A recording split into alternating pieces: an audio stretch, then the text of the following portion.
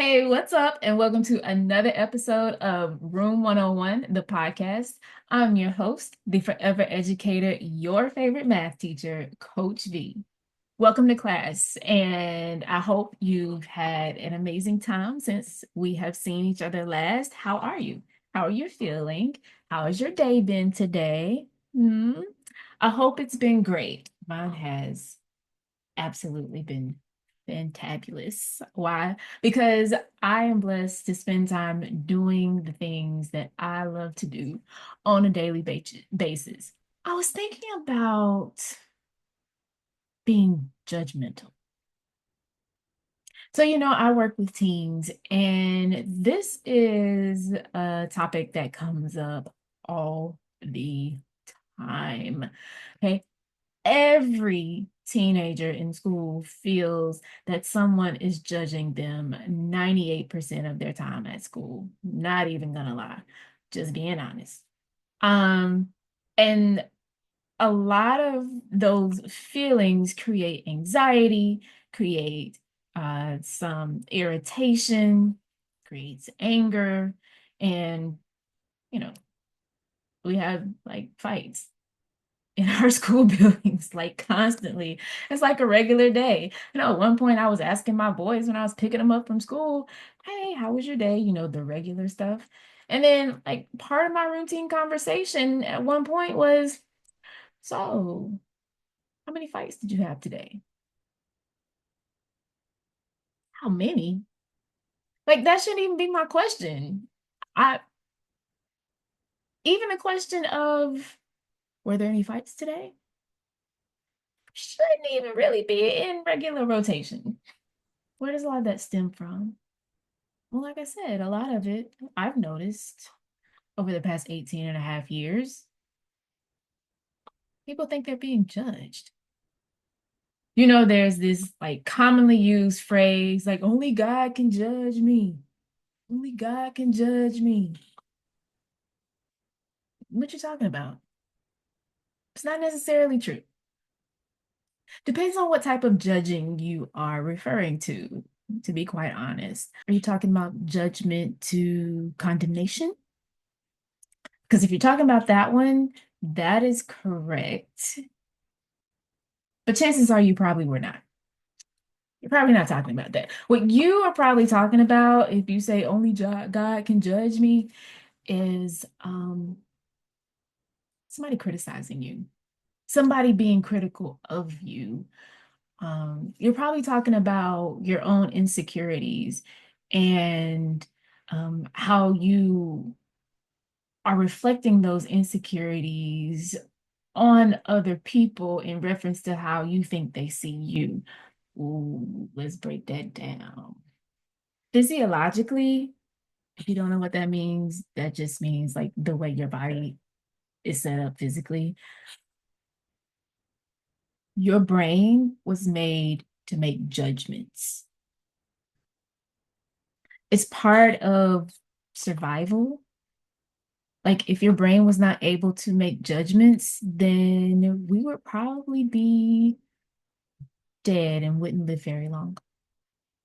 So the brain is set up to make judgments. The brain is set up to find similarities and differences quickly. The brain is set up to find patterns within things because your brain is in charge of keeping you alive.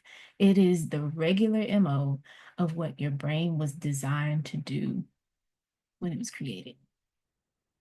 The thing is, now our brain does that um, with the environments of today. So back in the day, it was a little more of a tribal living out in nature, and you got to worry about lions, tigers, and bears. Oh my.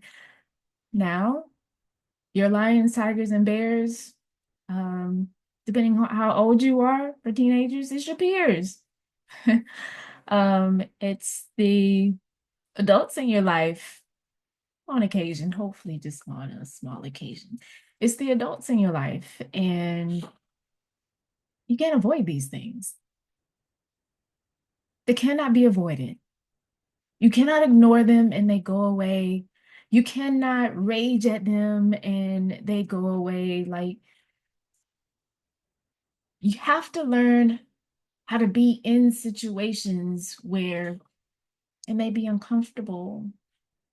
It may, you know, not really be your cup of tea. It may not be interesting to you. Without responding all the time in irritation and anger and resentment and frustration or sadness or in fear and trying to run away from it.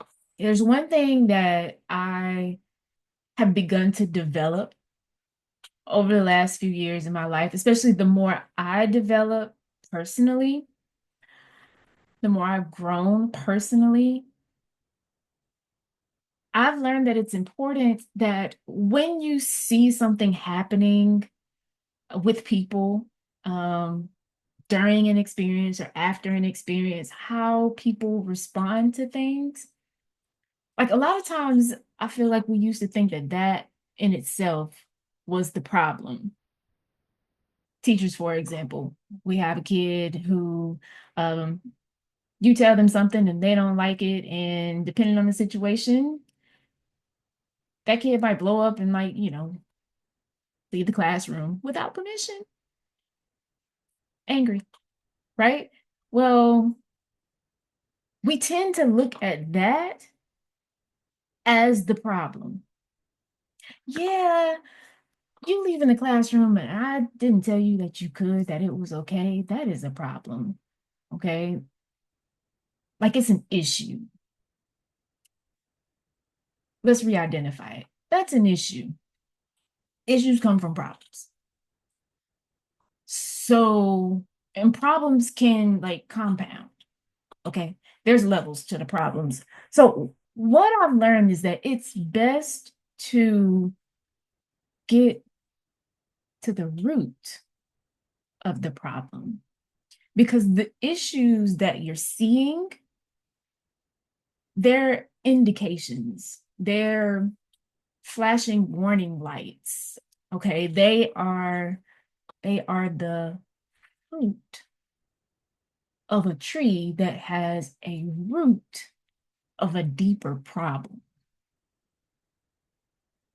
Mhm.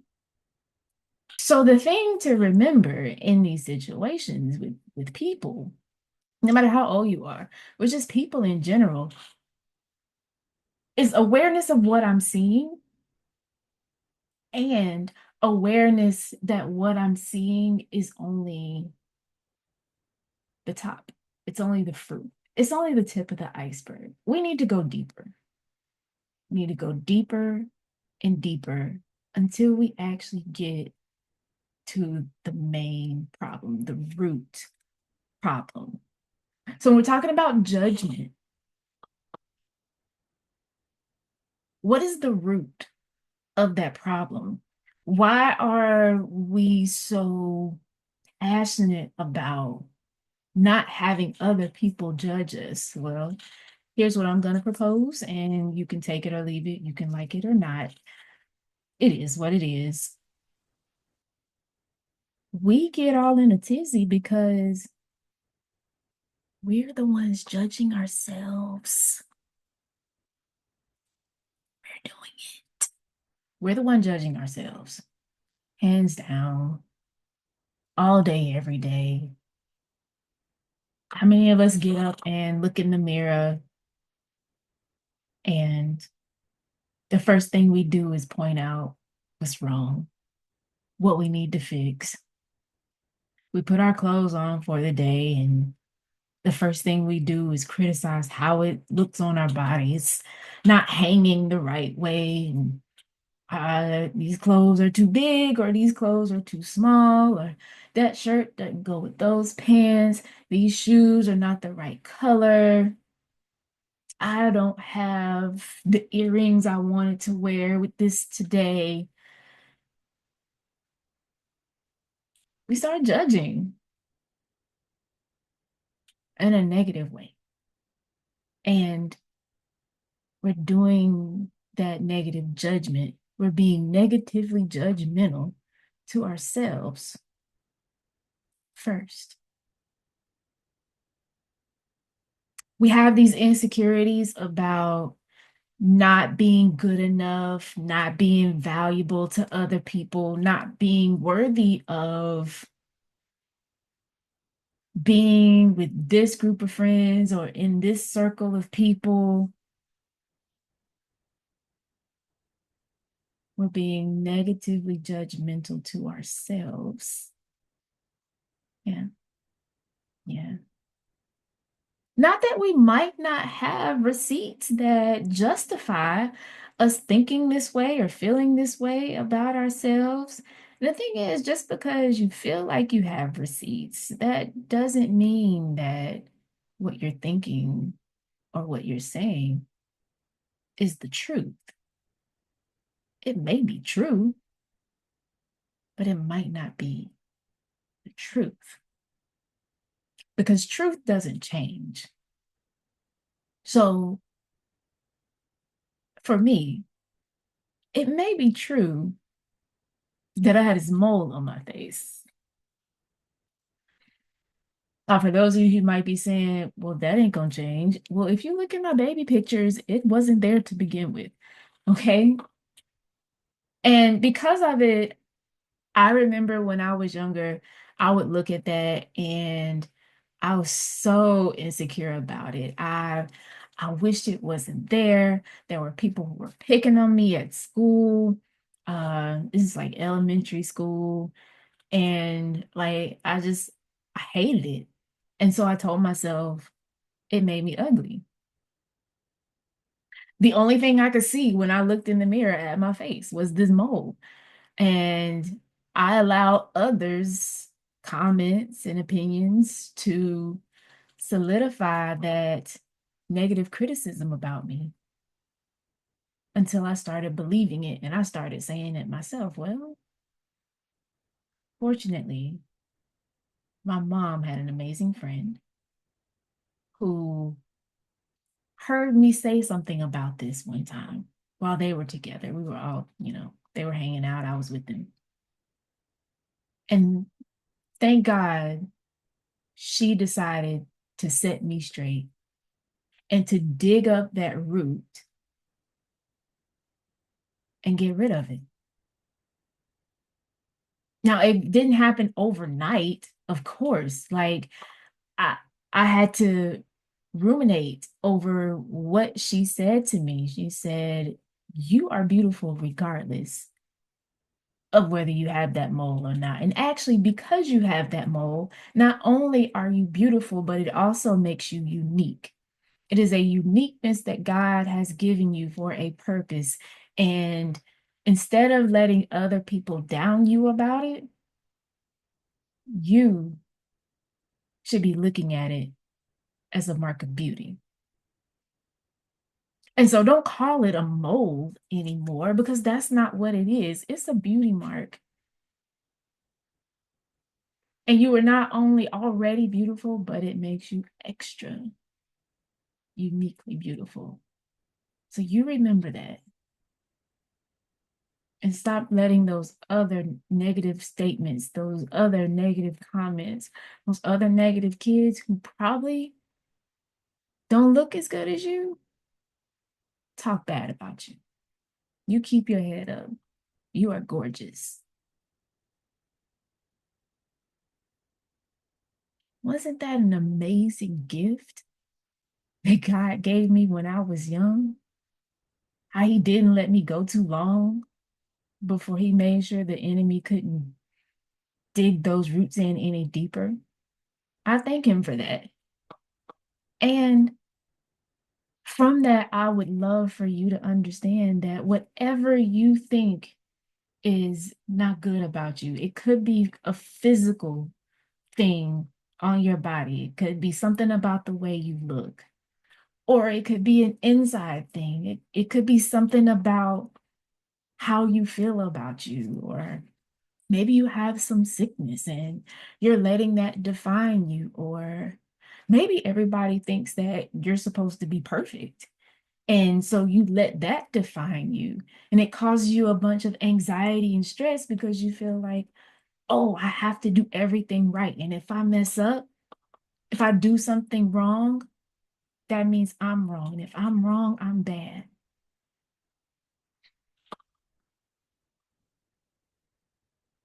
All that negative judgment on self.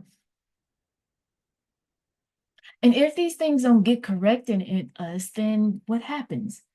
That root digs in deeper and it gets set. And when it gets set, it begins to grow this plant of negativity about yourself. And what do plants do? Plants produce fruit. Like that fruit might be something edible for other people. Fruit might be something to look at, to view, but it produces what we see from the roots of what we couldn't see. And so now this root has dug deep and has produced this plant, this flowering plant, this fruitful plant of negativity. And we start divvying that out to others. We don't keep it to ourselves. It produces so it can be given to others. And what do? We have attitude with them because we think they have attitude with us about our root.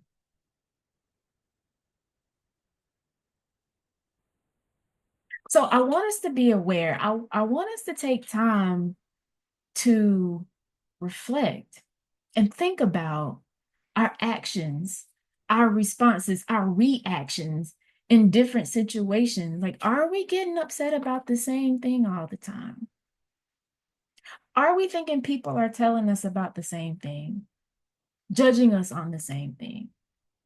And see if that's not what you are deciding to judge yourself for. So,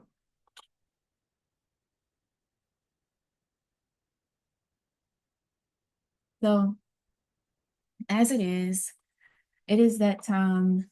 Class time is over. I've enjoyed having you today. Listen, your homework. I want you to take 5 minutes, 5 minutes.